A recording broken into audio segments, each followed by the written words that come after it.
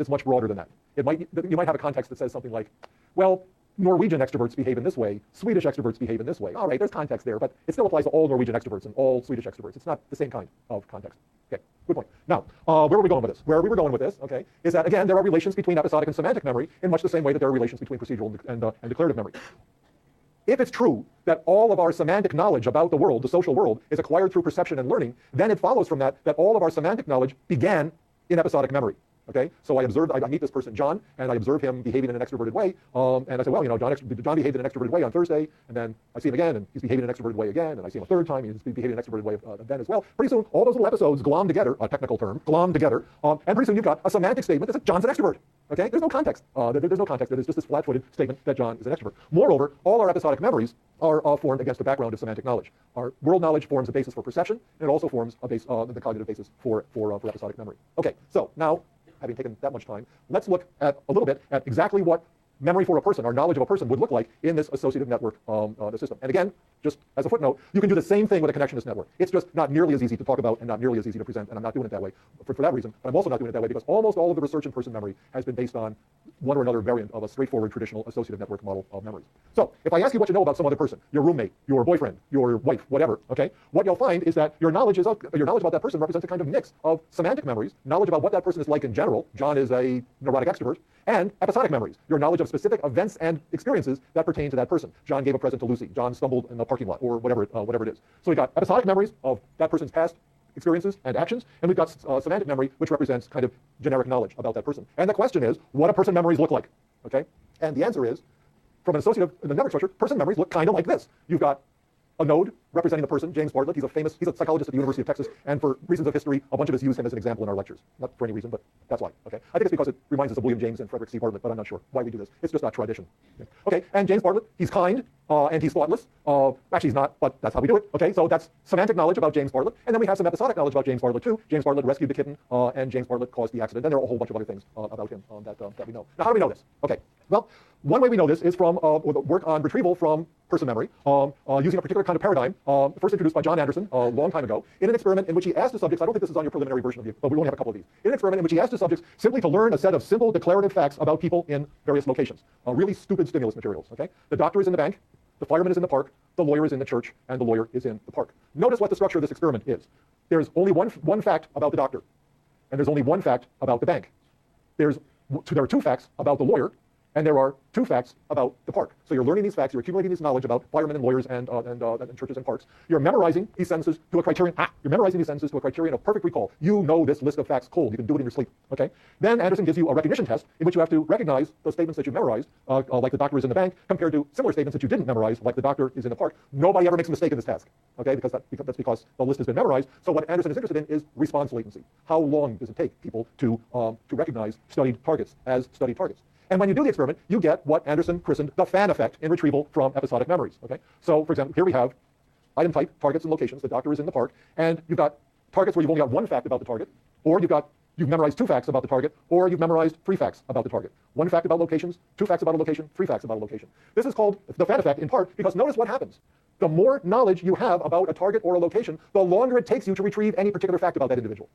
These may look like small differences, but they're big differences in the world of cognitive psychology. They're huge differences. So if you only know one fact about the target, the doctor is in the bank or whatever, okay, you retrieve that piece of information quickly. If you've got three facts, the lawyer is in the church, the lawyer is in the bank, the lawyer is in the park, it takes you longer to verify any one of those facts. I'll get to you in a second, okay? Now, this is evidence, Anderson claims, for a structure that looks kind of like this. You've learned one fact about the doctor, that the doctor is in the bank. You've learned one fact about the fireman, that the fireman is in the park. But you've learned two facts about the lawyer, that he's in the park and he's in the church. The model of episodic memory basically says that if you want to retrieve some information, you activate the lawyer node, and then activation spreads down these associated nodes until you get to the church and to the park. Knowledge about the lawyer is fanning out from the lawyer node. That's where the fan effect comes from. And the more knowledge that fans out, the longer it's going to take to verify any particular knowledge, because you've got to search down each of these associative links. The fan effect is important because it shows us that, at least from the point of view of an associative network model of memory, our knowledge about people is represented in a form that looks something looks something like that. You got a question?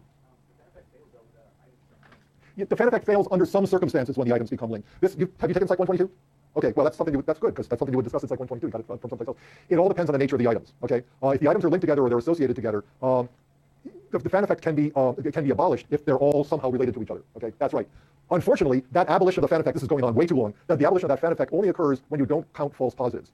against the person. Okay, that's technical detail. If you post this on the website forum, I'll give you a really nice long detailed answer. Okay, but it doesn't really undercut the basic fan effect. Okay, I promise you. I wouldn't intentionally teach you something that was not right. Okay, but mostly what I want you to do is to get an idea about kind of how we know about these kinds of things. Okay, so here again, there seems to be a structure in which a node representing the lawyer is associatively linked to nodes representing various kinds of locations. This is just kind of a very simple model for how we represent our knowledge about people. Let's look at another aspect of this. It's really quite interesting. This is work again by John Anderson and Reed Hasty, in which we're going to learn some facts. Okay, just like the earlier study, except we're not talking about parks and banks and churches anymore. First, you learn James Bartlett rescued the kitten. Okay, and you learn James Bartlett adopted the child. Then you learn the lawyer caused the accident, and then you learn that the lawyer cursed the salesgirl. So now we've got two facts about James Bartlett, and we've got two facts about the lawyer, and presumably they're represented in an associative network structure in just the same way that I described before. Now you learn James Bartlett is the lawyer. Okay, now what do you know about James Bartlett that you didn't know before? You know that James Bartlett caused the accident, and you know that James Bartlett cursed the salesgirl. What do you know about the lawyer that you didn't know before?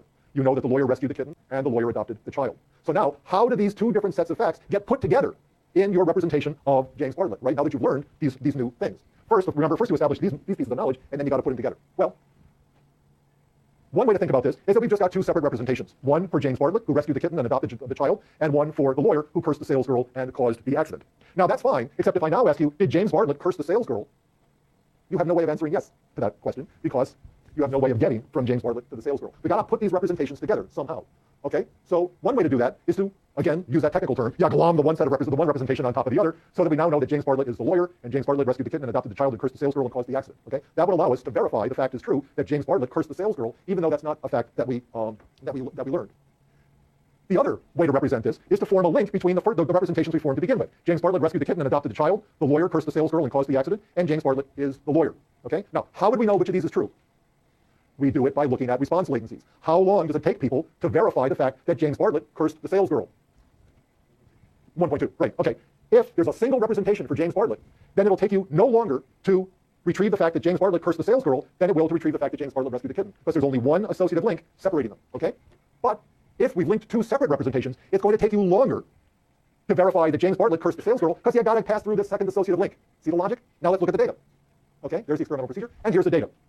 When people learn before they memorize these facts that James Bartlett is the lawyer, there's no difference in response latency. The real action is when they learn afterwards that James Bartlett is the lawyer. And it turns out it takes people significantly longer when they have to make the inference that James Bartlett cursed the salesgirl than if there's no inference that James Bartlett adopted the child. It takes longer to make that inference than it does to retrieve the fact, the original fact, and presumably that's because you have to traverse down that extra node. So what we've got here, okay, is evidence for a particular model of person memory. Let's go back here for a second. Evidence that supports this linking of representations rather than the alternative idea, which is a perfectly good idea, that we simply glom the one representation onto the other, so that now all these facts fan out. Okay, so now we have some sense of how persons are represented in memory from the point of view of these associative network models of memory. You've got a node representing a person, whether it's James Bartlett or the lawyer. Okay, you've got nodes that represent facts about that person, his behaviors, his experiences, his traits, his attitudes, and so on. And then you've got associative links that represent the relations between these individual concepts. James Bartlett is generous. James Bartlett adopted the child.